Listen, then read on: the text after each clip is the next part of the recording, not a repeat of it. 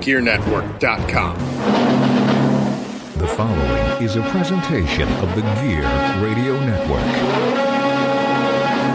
Hey guys, this is Tyler Hilton, and you're listening to the All Bets Are Off podcast.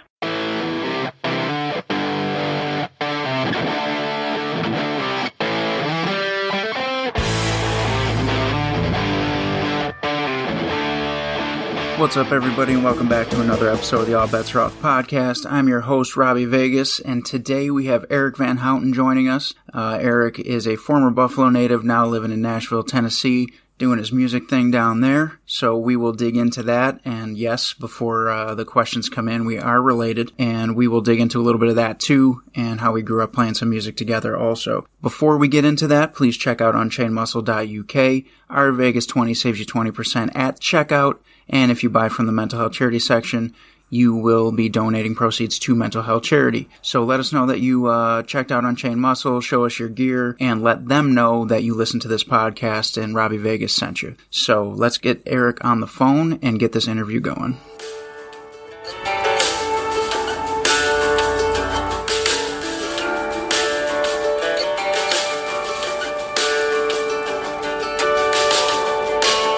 Little bitty palm tree town where the wind and the waves roll round. Used to be our stomping grounds till you up and down. It wasn't me, it was you, baby. That's what you said when you had to leave. Now this place is just a beach without you on it. You had to do what you had to do, but if you feel like coming home, book a flight, hit your ride. I won't say I told you so. Come find me if you get a little lost out there. You're missing that sand in your head, forgetting who you are and need reminding. All right, Eric, what's going on, man? What's happening, Duzzy? You know, same old. So we're going to get this out of the way. We're going to tell everybody right now that we are related. Yes, we are.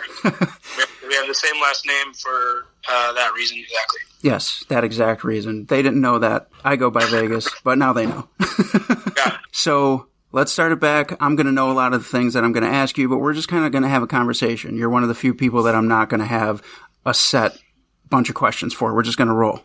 I like it. Take everybody back who's listening right now to where you discovered that you had a love and a passion for music. Man, I mean, it starts in our family.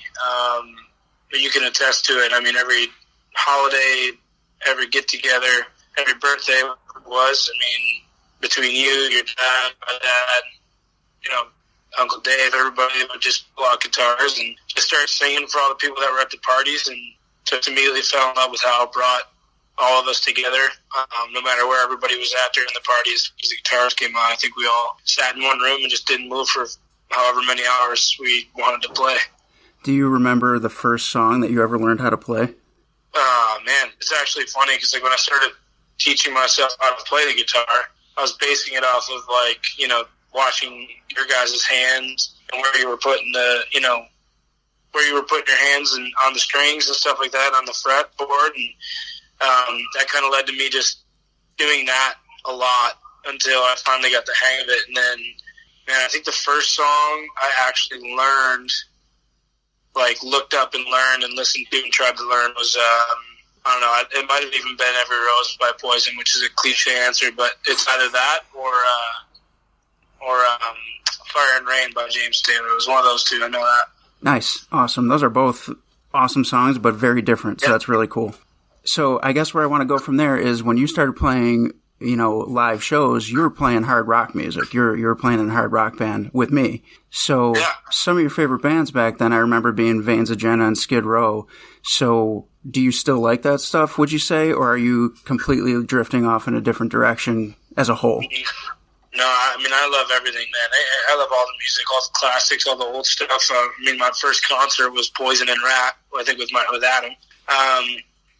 I mean, and then, you know, and then we did the Kid Rock thing, I think, together, and then we all saw a bunch of shows together throughout the years. Goo Goo Dolls, Matchbox 20, we would go to, and I don't know, man. I think it is a testament to, you know, the music that you guys all listen to that allowed me to kind of grow up with such a vast variety of genres that I just absolutely love, and still to this day can't get enough of all of them. So do you remember when you started to make that transition into playing more country music and what brought that on? Yeah, there's actually an older couple in Buffalo that used to come watch me do like a little acoustic set at a place called O'Neill's, and they were there for like 4 or 5 weeks in a row, and she came up and was like, "Hey, do you know any country music?" And I had no idea, I had nothing. I was playing all the other stuff, and my own material at that time was sounding a lot like Keith Urban, you know, and I didn't realize it until I, you know, finally started diving into the country music world and, you know, caught wind of Keith Urban and some of the new guys that were coming out, and the fact that the stuff I was writing was kind of sounding very similar to that. So that started making the transition, and it happened really, really quick, just because of how much I fell in love with the idea of original material. For me is kind of what drove me to learn the guitar and learn to be an artist and a musician and how to write songs. And that came from you too, man. I mean, you know, you were doing the original thing for a long time, and I fell in love with more of the singer-songwriter sound, and it translates into what we're doing today in country music. So do you remember when that became a thing for you as far as writing music goes? Like, when did you really sit back and go, wow, I can write songs?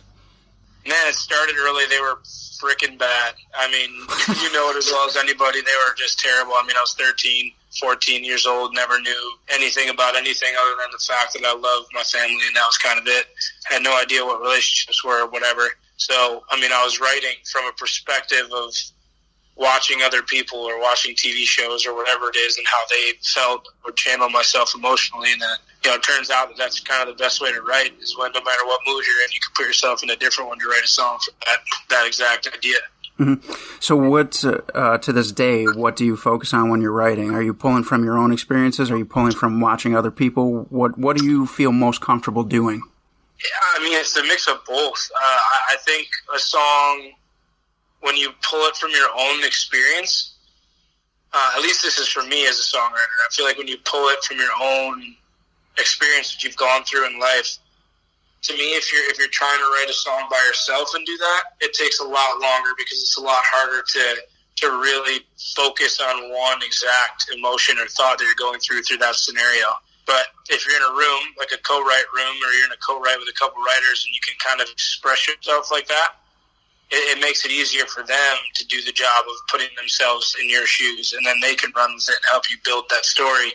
But when I'm in the room and we're writing for somebody else, or somebody else tells us about their experience that they're going through in the world or in their current life, or what they've gone through in the past and maybe have thought about recently, it really makes it fun and interesting to kind of dive into that person's, you know, emotion and thought and be like, hey, because at the end of the day, when you do that, you kind of pull from something you've already had, right? So if somebody's grandfather passes away recently and they want to write a song like that, you know, we can all go back and, I mean, not all of us, thankfully, yet, but at least me as a songwriter, I can go back and say, okay, I've felt that pain before, that experience, and I've felt things, you know, that remind me of, you know, my grandfather or whatever the case is, and it allows you to dive in and just kind of work with them to kind of better fit what song they want to write that day. So you're almost saying like somebody else's emotion can help you pull from your own experiences better than just trying to break through your own emotional wall. 100%. That's exactly what I'm saying. Gotcha. Okay. So now we talked about how we started out doing hard rock and things like that, and you were actually playing bass. Yeah. So when you transitioned over to doing your own shows and you were the front man, and you were singing and you were playing guitar, what was the biggest difference, and what was there like a hard transition there, or did it come naturally to you? I mean, I obviously started on guitar, yep, and taught myself how to play that and kind of based it off root notes. So switching over to the bass just became, for me, a challenge and a learning experience that I wanted to tackle, and you gave me the opportunity to do that, and I just kind of took it and tried to run with it.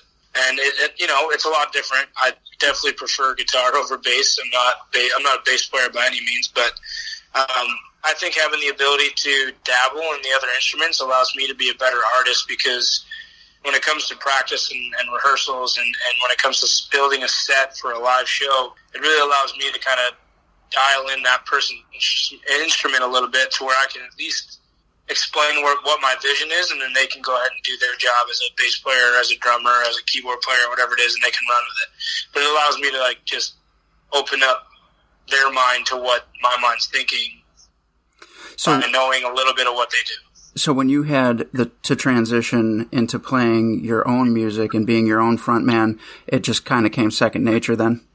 Yeah, I mean, watching yourself, watching all the, amazing inspirations that, all the artists that have inspired me over the years. I mean, it's kind of like, I feel like everybody does it as the generations keep moving on. You pick and pull who you love watching to play live, and you pull little things that they do, and not that you're stealing them by any means, but you're like, oh man, like that's a cool way of doing that. And then you put your own twist on it, and it soon becomes your niche or the thing that you find yourself doing night in and night out when you're on the road touring. Okay, very cool. That being said, you mentioned, pulling from inspiration. So who inspires you to this day? Oh man, I mean, Keith Urban will forever be, I think, a huge inspiration for how I love my music to sound when it comes out live. I mean, I grew up loving The Bad Company and, how Paul Rodgers would kill it on stage, and Bret Michaels' entertainment, his frontman ability is ridiculous. Always grew up loving that. There's just a lot. There's a lot, I mean, the Bruce Springsteen sound and the energy, the U2 vibe on stage, like you feel like you're in outer space kind of when you're listening to U2, and just anything can happen. It's just a good vibes. And we're definitely a high energy band still, which comes from the rock days. And it's, we're kick you in the teeth, get on stage, do our job and get off. So we still hold true to the roots that, that I kind of grew up on. Okay. Just so everybody knows, you're a native of Buffalo, but you currently live in Nashville right now. So if you could tell everybody what was going on to make that transition happen to go from Buffalo to Nashville, like what brought you down there and what's going on now that you're there? Man, so there's obviously a lot of stuff that happened in between, I think, me being 17 or 18 playing at O'Neill's to, 10 years later being in Nashville. I think, there's a lot of stuff that happened in between, but the kicker, we had opened up for amazing female country artist, Kelsey Ballerini, and we did an opening set for her, and the entire label team was there. And I remember one of the guys coming up to me, and he looked me dead in the face after our set and was like, "What are you doing?" And I was like, "I've just been driving back and forth to Nashville and trying to do some time down there to catch, meet some people, etc. And just kind of get a better lay of the land, except just try to expand my connection base down there. Every time I go, and while still writing songs here and just playing shows." And he looked me dead in the eyes and was like, "You need to move the F to Nashville," and cussed right in my face. And I never had that experience. And I'm standing there with one of the radio program directors at the time of WYRK, and she just looked at me and shrugged her shoulders. Wendy Lynn. She was like, "Hey, he's not wrong." I think it was 2 months later I was here. We talked about how you had a lot of stuff going on between there. One of those things was you got to play at the Taste of Country at Coca-Cola Field here in Buffalo. So yeah, I had actually already lived in Nashville at the time when we did that. That was after Nashville. Yep. I had.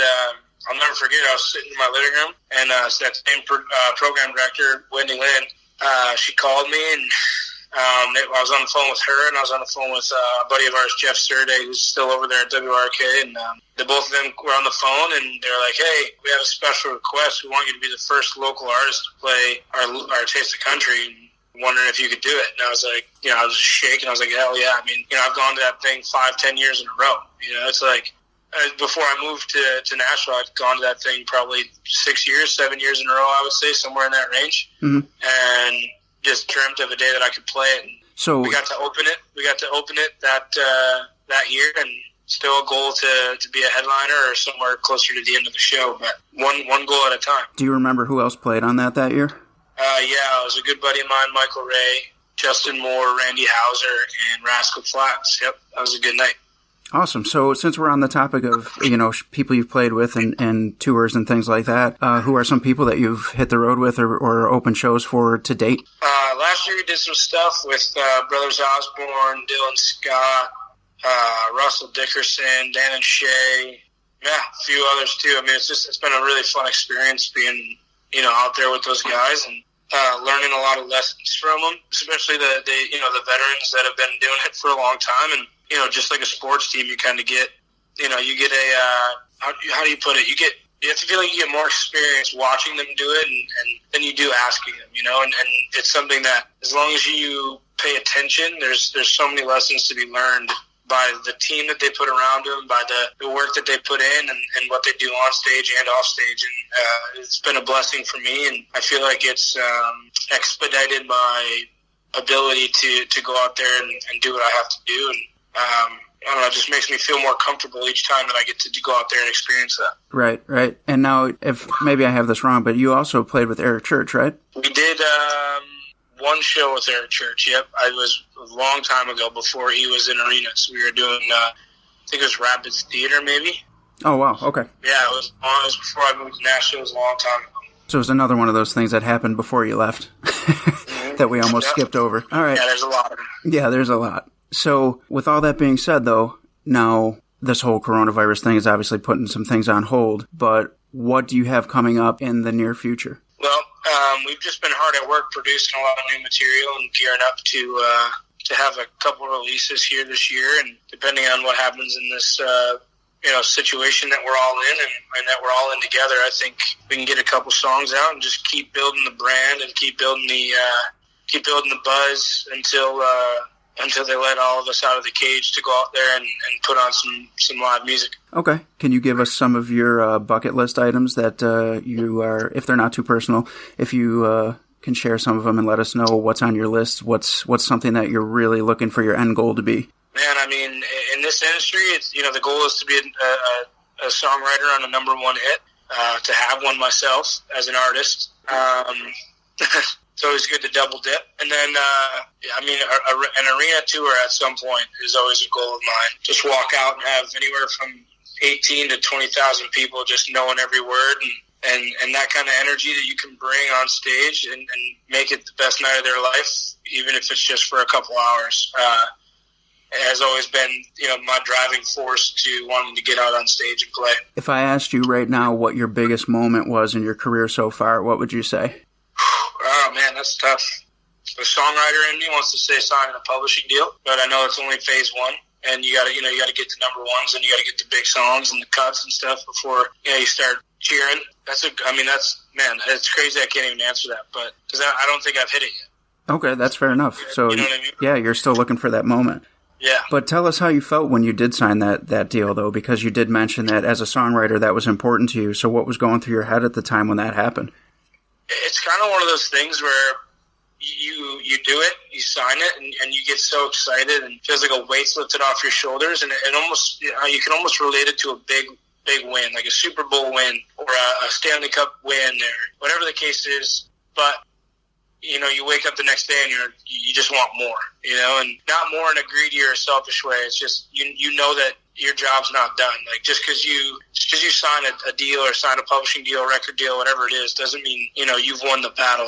There's so much work still to be done, and I feel like I've always had that mentality in this industry where even if I'm in arenas or at places like Darien Lake and you're playing amphitheaters in front of 30,000 people, there's still more to be done, and I hope I keep that mentality just because I'd love to be the guy that turns around and helps the next guy, which is something that's been done for me. So it's really a driving force for me to keep going. Gotcha. All right. So as a songwriter, do you have a favorite song that you've written? That's a good one. Gosh, it's so funny because you play them so often. To give you like a perspective, I wrote 212 songs in 2019. It's a lot of songs. Yeah. And you love them all differently. There's ones that for a fact are throwaway songs, and it's all good. And then there's your group of 20 to 40 that you're like, man, all these are really strong. And each song's got their own thing, just like a kid. Every song has got their own qualities that you love, and the reason why you love them. And I kind of don't put a finger on it because then I feel like what happens is I'll start to play it a lot, and I'll play it out a lot, and then it slowly becomes a song that I don't like playing anymore because I've played it 1,000 times. So I do my best to just find the ones that speak to me like as an artist. I think that's helped me a lot. It's just I can love a song, but if it doesn't fit what I'm doing as an artist, it's a great song, and I hope someone picks it up and cuts it and makes it go famous. But I try not to dwell on which one's the best or the worst or whatever. I try to we try to do it best every time to write the best song. Every day, so. Well, that being said, do you ever go back and listen to your old recordings and old CDs and things like that, or are you always just focused on whatever you're doing next? How old are we talking? As far back as you can. Yeah, no. Honestly, every day it's, you write a good song, you high five, you get excited, and then you wake up the next day and you write a better one. And I think that's kind of like the mentality that has worked for me since I've been here. Mm-hmm. Been here as in been in Nashville? Yeah, been in Nashville and in the scene, and I think it just works a lot better if you just go out there and grind. Okay. So that being said, what are you working on currently? Are you releasing an album, writing an album? What's going on right now? Yeah. So Chris DiStefano is my producer. He's my publisher, and one of my best buds down here in Nash. He and I we've just been grinding. We've been working hard. We've been, writing a lot, and now that we've had this break, and we've only been doing a couple writes here and there via FaceTime. Now we're doing exactly what you said. We're kind of going back over the catalog over the last year and seeing what ones we love, and then we're going in the studio and just cutting. Okay. Do you have a name for the album yet? See, it's so crazy because, like, in today's day and age, albums are so obsolete. Right. Unless you already have a huge fan base, and currently we don't. So we're at a point where we're just putting out singles, maybe 2 songs at a time, and building them out that way to help build the brand, like I said earlier. And that's kind of been our thing, just trying to find a way to grow the, how do you put it? I guess grow the buzz. Yeah. Grow the, the thought of like, oh, who's this guy? Where did he come from? And the more we do that with singles and keep building it single for single, it sooner or later will hopefully turn into people wanting a full length album. Awesome. Okay. So when do we expect to hear some new music out on like iTunes and Spotify and all that? We're actually, we're about to start preparing for a release. I'm not sure if I'm supposed to even say it, but I think May 30th is when we're going to put out the next song. Okay, awesome. So I don't want to, give away too much information or stuff like that, but why don't you let everybody know what kind of stuff they could find on you that's already out there, if you want to promote some stuff that's already up that they could check out right now? Yeah, we're all over Spotify, iTunes, Apple Music, and then Instagram, Facebook, all that stuff, Twitter. That's just, EricVanHoutenMusic.com. Just kind of get on the socials and stay in touch. I handle everything. I run everything. So I reply to everybody and show love to everybody that's kind of following me along on this journey. I'm just grateful for those people. Okay, cool. I do want to point out, too, that a few months ago, before all this happened, you did wind up in Buffalo randomly, and we got to jam a few songs together at one of my gigs, which was pretty cool. Do you still find yourself doing stuff like that, or is it more structured now and you're on kind of a routine? Yeah, our shows are pretty structured these days, being on tours and stuff like that. You got your bus calls, you got sound checks, load-ins, catering for lunch, dinner, meet and greet stuff, all that. So it's kind of a rare event for you to even be able to get to do something like that. Yeah, it's always fun to do that, for sure. Cool. Well, felt good. Well, on that note, I'm not going to keep you too long because I know it's getting late in the day and you got some stuff going on. But, dude, I appreciate it. We've been doing this together for a long time, so it's good to see you out there still plugging away and kicking ass and making a name for yourself. So thanks for being on the pod. Much love to you.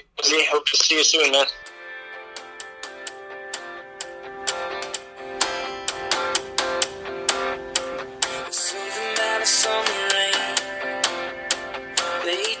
Friday night.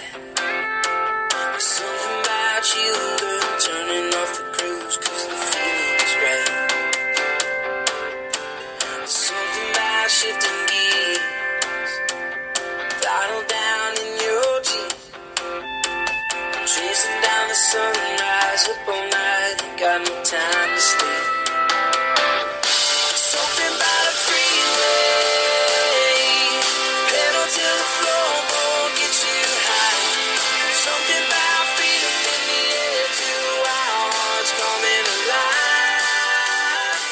All right, rockers, so that was Eric Van Houten, and so check him out on iTunes, Spotify, follow him on social media like he was saying. There is a lot of music already out there. We know there's going to be some new releases coming soon, and check and see when he's going to be in your area once all this is over. As he mentioned, he does go on tour. He does a lot of shows in Nashville, does a lot of shows in Buffalo, but he'll also tour as well. So keep an eye on that, see when he's going to be in your area. Check him out, let him know that you heard the podcast and all that, and let us know what you thought of it as well. So we will catch you next time on the All Bets Are Off podcast, and thank you for sticking with us. We've been with you for a year now, so we appreciate you guys, and thank you for helping us grow every single day.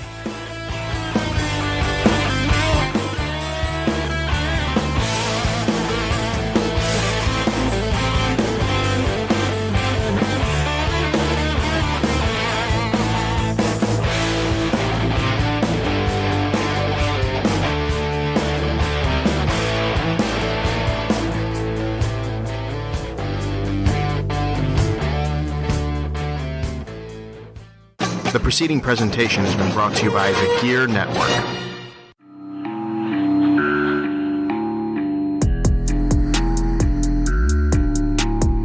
Hey everybody, how's it going? It's Ryan Wolf. And Mr. Perez. From the Better Live Than Dead podcast. You can catch the Better Live Than Dead podcast on the Gear Radio Network, betterlivethandead.com, and wherever you get your podcasts. That's right.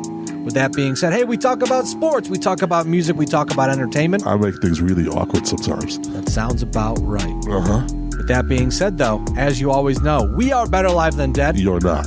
We'll catch you sometime very soon.